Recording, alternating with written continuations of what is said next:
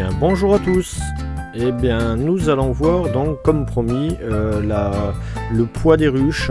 Je vais vous passer le moment où j'ai pris le poids des ruches en fait en accéléré, hein, et je vous donnerai donc le poids de la ruche de la R01 et de la R03, plus une petite bricole ou deux, et je fais le retour aussi sur la petite ruchette où j'ai fait où j'ai réintroduit un cadre de couvain avec des abeilles dessus, donc en quelque sorte une sorte de réunification.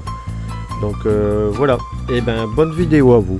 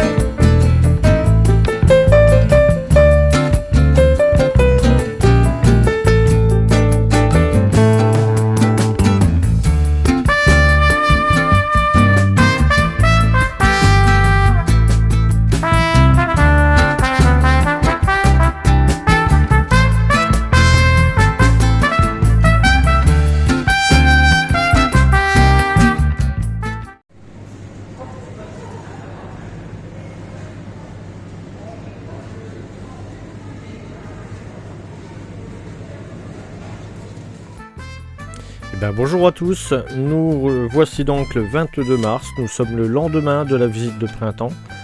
Je reviens un petit peu sur la RT1 pour voir justement si la réunion avec le cadre et les abeilles qui étaient dessus ce cadre là, celui que j'ai réintroduit dedans en fait, s'était bien passé.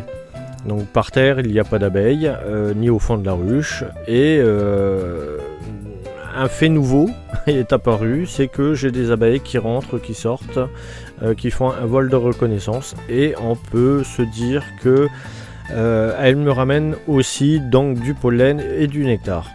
Le pollen c'est facile à voir, on en voit de temps en temps une qui rentre avec les pattes jaunes.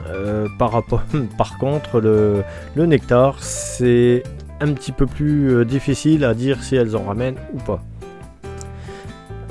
Par rapport aux deux autres ruches qui sont de chaque côté, l'activité sur la planche d'envol est à peu près kiff-kiff, donc ça me rassure et ça me fait me dire aussi que la réunification s'est bien passée et que pour l'avenir de cette ruchette, peut-être, en tout cas je l'espère, sera sauvée.